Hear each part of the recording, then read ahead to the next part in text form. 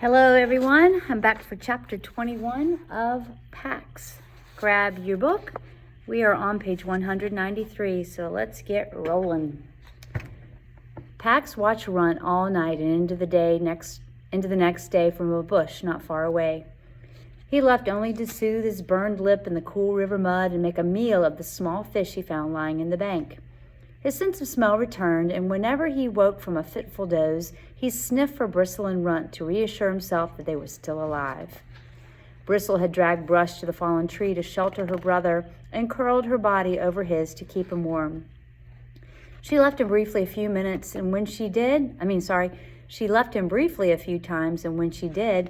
quietly took her place beside Runt's motionless form. He was there when Runt finally woke with a whimper. Pax nuzzled Runt's shoulder to comfort him. Runt lifted his head. His eyes were clouded with pain and fear. He cried out again, and Bristle, who'd been hunting nearby, trotted back to him. Pax pulled back, respectful, but Bristle merely settled herself alongside her brother, her cheek beside his.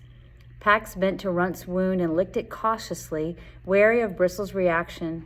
She watched him carefully, but did not object. Pax set to a thorough cleaning of the wound. Runt watched him with a trusting gaze and did not flinch. When Pax finished, he cleaned Runt's face and ears, and Bristle allowed it. When Runt had fallen asleep again, Pax stayed beside the two. Together, he and Bristle watched the activity of the camp. Although the humans did not return to the ruined part of the field, the scents were dangerous.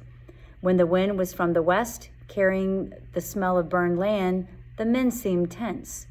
More arrived at the camp with more machines. At the sudden growl of an engine, Bristle jumped. She laid her head back over her brother's. I must move him soon. Humans cannot scent. If we are hidden from view, we are safe. Bristle looked from him to the men. We are not safe if a single human is nearby. Bristle seemed lessened to Pax, as if a vital piece of her had disappeared. He knew that somehow the humans had taken it. My boy does not bring harm. He is not like them. He is not war-sick. The war-sick are full-grown. He is still young. No, it's another difference. Pax was sure of this, but he was also confused. Over the past year, Pax had grown taller and stronger. Peter had grown taller and stronger, and his voice had deepened. But more than that, his scent had changed. It was no longer the scent of a child. He is not young, but he is not war-sick.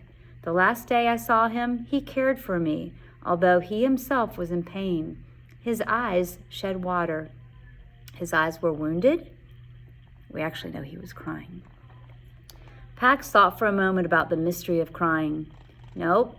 When he is hurt in other places, his eyes shed water. It streams down his face. I think the pain is relieved by the flowing water, but his breath, he gulps for air, as though this pain water may be drowning him.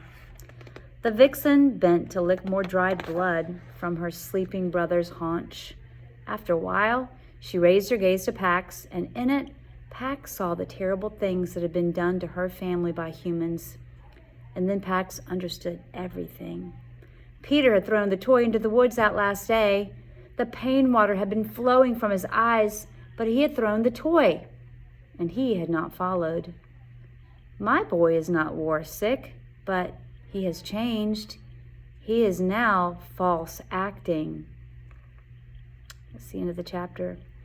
He actually isn't false acting. He didn't want to let him go. Oh my goodness. Well, we will be back next time for chapter 22. We are getting closer. I don't know what's going to happen. I have not read this book before.